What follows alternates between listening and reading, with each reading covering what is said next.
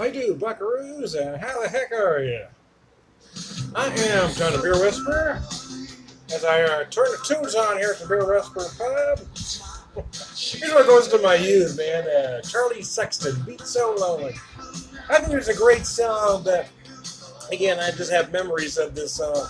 I don't know that this song ever got much airplay, but it was played a lot on MTV. And for you folks under 40, you see MTV, that M used to stand for music. It didn't used to stand for moron. Now it's moron television, but at one time, that M actually stood for music. And what they did, kids, is that they played music videos. I'm not kidding. Anyways, but that was the great thing, or the one thing I liked about MTV, is you didn't hear a lot of stuff that didn't get mainstream radio airplay. And this is one of those songs. I think it kind of got falsely labeled a new wave tune, which it really wasn't, but I don't know if that fit in any category at the time. It's a nice tune, though.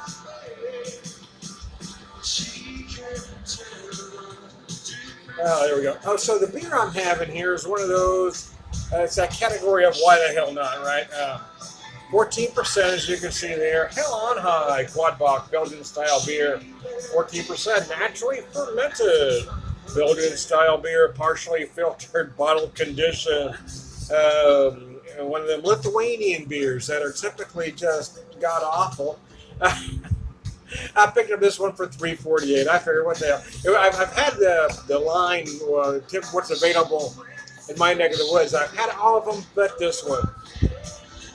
So I figured, what the hell, let's give it a shot.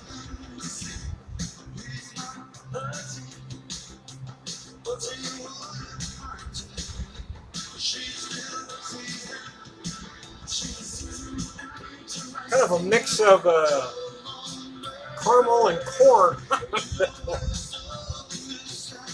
Yeah, you kind of feel some DMS going on.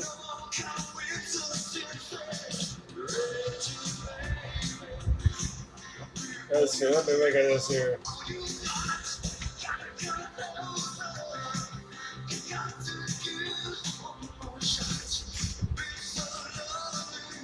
You see, you got diacetyl, which is artificial butter, butterscotch, or toffee aroma and flavor.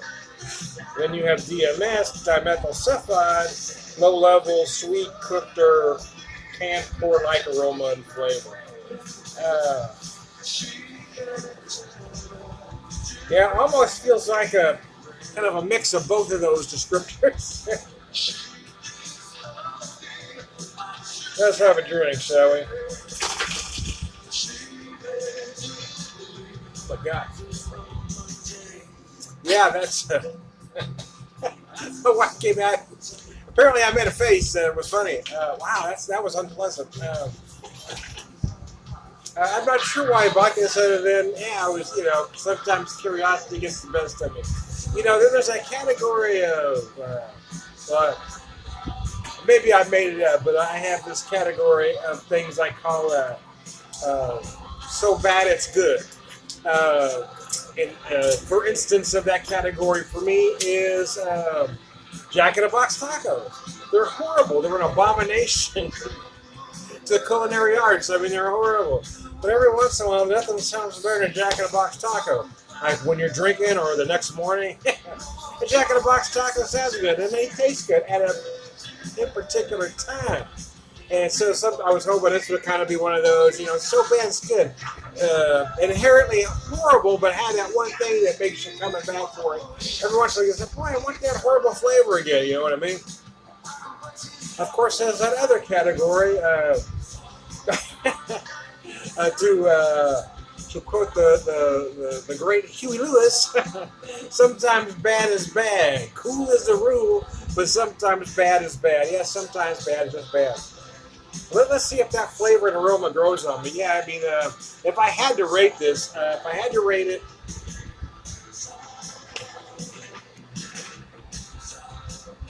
on aroma,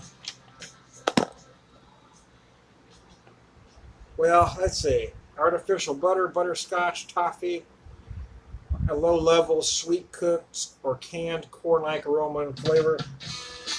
Well, then you do have that sweet cooked canner, but there's also, I mean, yeah, I mean, like I said, it felt like a corn and caramel. So it's almost a mix of diacetyl and DMS there. Stringent, alcoholic, yeah, I mean, you certainly, the alcohol's not shy, but it is 14%.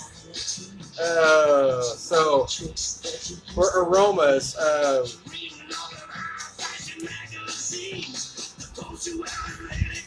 again, one thing I do like about these sheets are the descriptions. One thing and then they give you a point value, but they don't tell you what you should take off for what, you know. So what I may take off a point for, somebody else might take off 2 points for. It's all subjective, and I wish there was more of a, you know, like gymnastics. I mean, they're still, you know, I guess. It's still subjective, but I mean, at least there's, you know, you take a half point off for this, you take a half point off for that. That's a 1/10 of a point. And I wish beer scoring was like that too, but it isn't. So, not armed with that knowledge, I'm going to call this a 4 out of 12 for aroma because of those things I mentioned. It pours, the head drifts away almost instantly.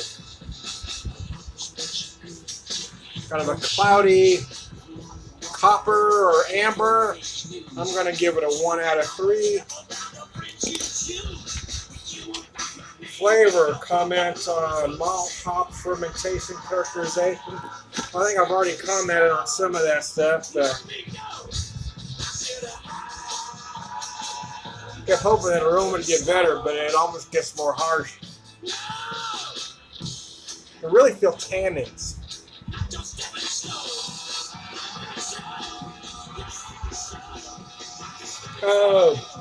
Again, I go back to diacetyl. Here the flavor is more diacetyl.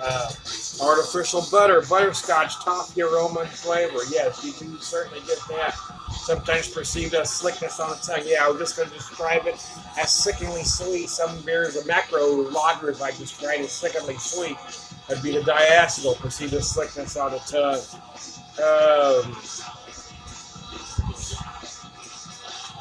Metallic. No, I'm not getting metallic. Musty, stale, musty, moldy, no, oxidized. Yeah, I do kind of get that oxidized kind of feel. Actually, maybe that's what I was interpreting as tannins. Any one combination of stale, cardboard papery, yeah. Feels rust-like, yeah. Phenolic, spicy, smoky, plastic, yeah. Solvent, aromas and flavors, higher alcohol, similar to, yes, very solvent. Yes, oh my God, yes. Sour, acidic, sulfur, no. Vegetal, cooked or canned. Yeah, I mean, again, pick the descriptors from this BJCP score sheet. Certainly, solvent would apply. Diacetyl would certainly apply. So out of 20,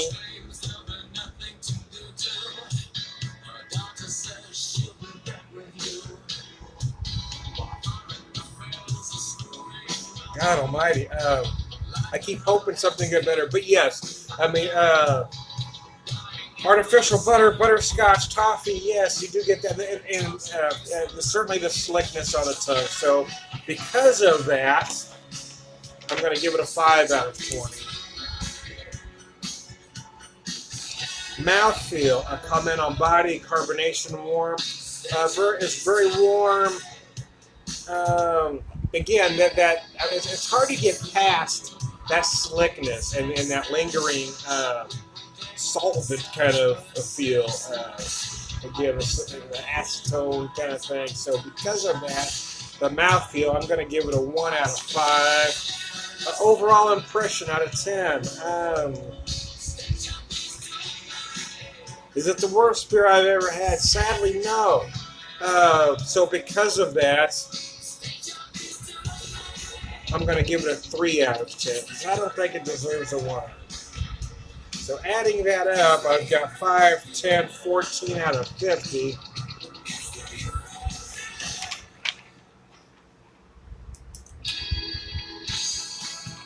In excess, standard fall. Anyways,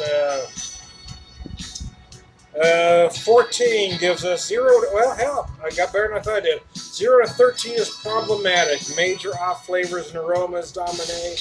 Hard to drink. Yeah, I probably scored it a little too high somewhere. Because it shouldn't have got to fair. Off flavors, aromas, or major style deficiencies. Unpleasant. Yeah, actually, having read the descriptions, it probably does fit in that fair category. Even though my own personal category, I'd call it problematic, because I think the fair category should be named problematic, while the problematic category should be called undrinkable. Because we're not totally undrinkable, but we're right next to it. I kept hoping that the flavors and aromas would improve, but the flavors actually become stronger as it's warming up in my glass. And not in a good way, because those stronger off aromas are becoming more apparent and are bullying out anything that might have been perceived as good at one point. So there you go. I am Don Beer Whisperer. I am going to get through this beer, though. I don't like to drain pour even something as horrendous as this. So we're going to do what we got to do, brothers. I'm a trooper. I am Don Beer Whisperer. Real fabulous. Really good beer drinker. Pure rare wisdom all around. Good guy. You all have a good one.